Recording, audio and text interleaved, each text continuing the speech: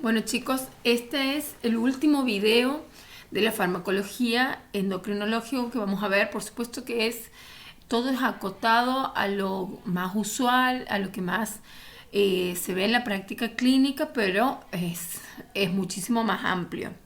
No quería dejar de darles la farmacología en las patologías de la adenohipófisis y de la neurohipófisis. Para esto vamos a ver un caso clínico para poder ubicarnos en lo que podemos llegar a encontrar. El caso clínico habla de un niño de 3 años con antecedentes de desnutrición, malnutrición, talla baja, quien es atendido por presentar poliuria, polidipsia, con cefalea, 6 meses de evolución de esta situación. Posteriormente presenta vómitos, constatándose el examen físico, signos de deshidratación e hiponatremia. La hiponatremia es el sodio bajo. Se ingresa con el diagnóstico de deshidratación hipertónica en el servicio de terapia intensiva. Durante la hospitalización se constata una ingesta de líquidos de 2.000 mililitros diarios del niño o más, diuresis entre 4.000 y 5.000 en 24 horas. Para un niño de 3 años es un exceso. Con una densidad urinaria baja. El laboratorio se encuentra hipernatremia, valores de sodio de 163 mililitros de milimoles por litro, un bicarbonato de 45,9. El resto de los complementarios no aportan datos de interés. Se hace una radiografía porque se sospecha algún problema justamente en la hipófisis. Se hace una radiografía de cráneo y se demuestra la presencia de una silla turca agrandada. En la tomografía de cráneo se observa una imagen tumoral que comprime la hipófisis. Entonces, ¿qué tenemos que sospechar? Las sospechas son, ¿hay algún déficit hormonal? Se pueden especificar las hormonas que se encuentran en la adeno y en la neurohipófisis. Las tenemos que repasar para poder orientarnos en el diagnóstico. Puede haber que haya una o más de las hormonas disminuidas y qué tipo de reposición es urgente en esta situación. Esto es, hay que hacer un diagnóstico y hay que ver cuál, en orden de prioridades, qué es lo que se debe hacer de manera inmediata. Bueno, si vemos, esta es la regulación en el hipotálamo hipófisis. Vamos a ver que de la adenohipófisis tenemos que secreta la prolactina, las gonodotrofinas, la tirotropina, la adenocorticotropa y la somatotrofina. Todo esto es para el control hormonal de la prolactina, los órganos genitales, la tiroides, las suprarrenales y el metabolismo cálcico.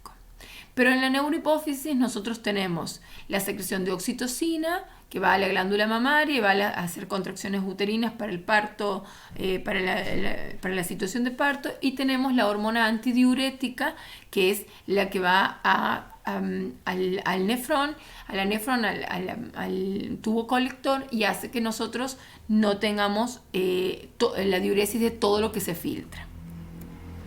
Bueno, entonces vamos a empezar con la neurohipófisis. Nosotros tenemos la antidiurético vasopresina, es un regulador importante del volumen y de la osmolaridad plasmática. Cuando su secreción es excesiva, se llama síndrome de secreción inadecuada de la hormona antidiurética, y cuando su secreción es insuficiente, nos da una situación que se llama diabetes insípida.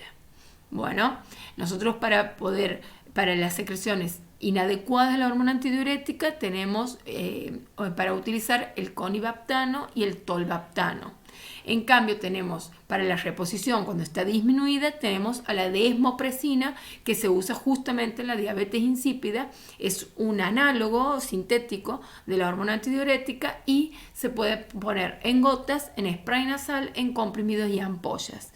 Es muy importante que ustedes sepan que la desmopresina se utiliza a nivel de las situaciones de terapia intensiva cuando tenemos una diabetes insípida, por el riesgo que tiene del balance tan negativo hidroelectrolítico de orinar el doble, el triple, el cuádruple de lo que está previsto.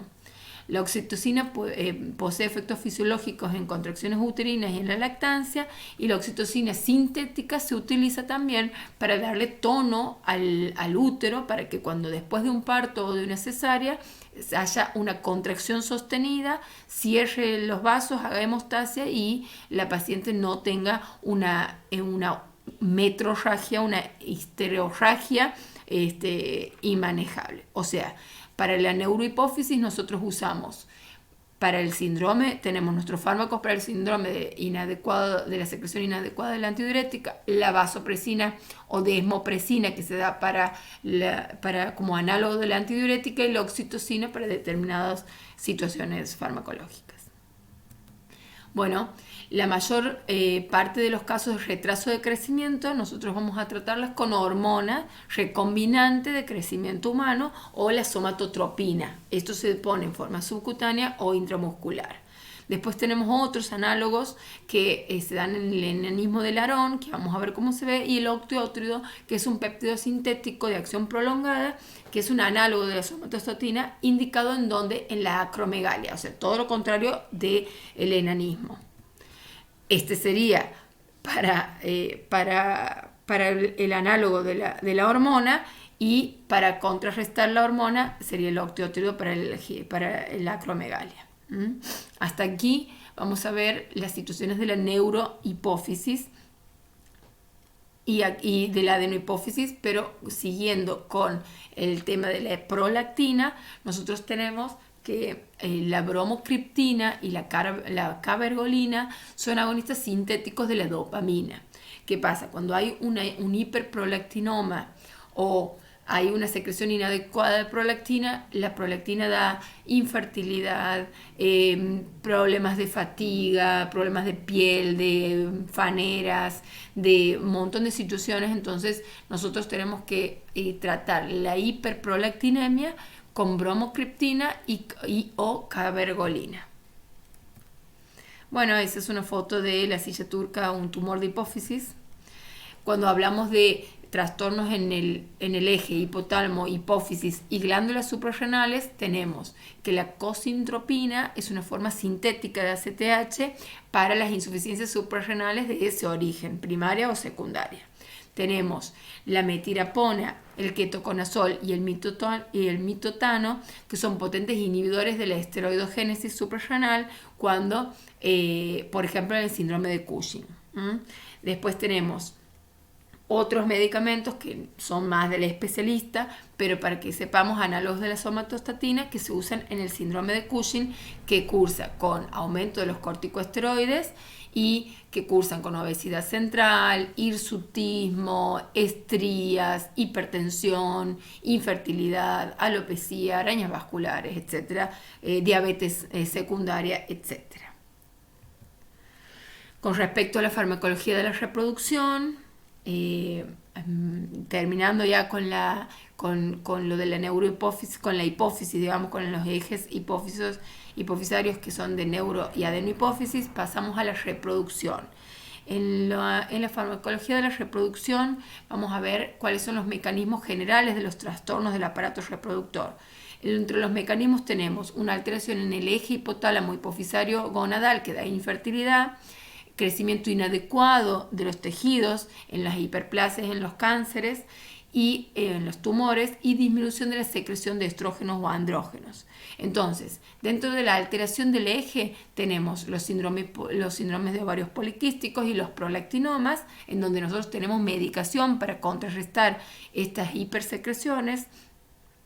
Tenemos en el crecimiento inadecuado del cáncer de mama o de la hipertrofia prostática o del cáncer de próstata o de la endometriosis, la hiperplasia endometrial y los leiomiomas, también tenemos fármacos que pueden detener ese crecimiento inapropiado. Y cuando tenemos hipogonadismo o menopausia, tenemos la sustitución hormonal. Bueno, dentro de la alteración del eje hipotálamo hipófiso gonadal tenemos los ovarios poliquísticos, se tratan con anticonceptivos, estrógenos y progesterona para suprimir la producción de testosterona ovárica importante. También se hacen con antiandrógenos y espironolactona. Acuérdense que la espironolactona es un fármaco que altera el eje del sistema renina-angiotensina-aldosterona, pero también contrarresta la testosterona ovárica. El prolactinoma, ya hemos dicho que la hiperprolactinemia nosotros la podemos tratar con cabergolina o bromocriptina. Dentro del crecimiento inapropiado de los tejidos tenemos el cáncer de mama. Cuando el cáncer de mama está ligado a los receptores endógenos de estrógenos, nosotros usamos el tamoxifeno para inhibir la síntesis de estrógenos y disminuir así el tamaño del tumor. Lo que se puede hacer con el tamoxifeno es, luego de la extirpación del tumor de mama, en vez de ir a quimioterapia, cuando hay receptores estrogénicos, nosotros ponemos este antagonista y el tamoxifeno disminuye el tumor, y a 5 años la mujer ya puede abandonar el tratamiento. Dentro del cáncer prostático nosotros también tenemos que requiere, depende de que los andrógenos se conviertan de testosterona a hidrotestosterona por una enzima, la cual se inhibe con finasteride. Entonces el finasteride no solamente sirve para la hipertrofia prostática, sino para el cáncer prostático. Dentro de la disminución de la secreción de hormonas gonadales, nosotros tenemos el hipogonadismo, que se da antes de la adolescencia, y bueno, puede recurrirse a testosterona intramuscular. Y en la menopausia, que es la respuesta fisiológica, cuando ya los ovarios no son funcionales, se indica tratamiento de sustitución de síntomas. Esto es lo mismo que hemos estado hablando, sobre todo con el finasteride, y es lo mismo que hemos hablado. Todo esto es información extra para que ustedes vayan manejando farmacológicamente la bibliografía. Dentro de las hormonas y análogos hormonales como anticonceptivos, vamos a tener combinación de estrógenos y progestágenos que suprimen la secreción de la hipófisis y de los ovarios y útero, inhiben el desarrollo folicular y la ovulación. Esto es para la anticoncepción, pero también es para la anticoncepción y para la reposición hormonal. También hay disponibles en anillo vaginal, parches transdérmicos y tabletas orales. Sus reacciones adversas, bueno, trombosis, colelitiasis, migrañas, y también los anticonceptivos dan hipertensión arterial. Para nombrar el anticonceptivo de emergencia, que es la pastilla del día después, está el levonorgestrel, que produce una hipertrofia excesiva del endometrio, y eso impide la anidación correcta, pero no es infalible. Los métodos anticonceptivos que tenemos: el profiláctico, el masculino, el femenino, las píldoras, el anillo, el DIU, el dispositivo intrauterino, las inyecciones anticonceptivas, los implantes, los parches anticonceptivos, el diafragma y una cirugía, por supuesto, tanto masculina como femenina.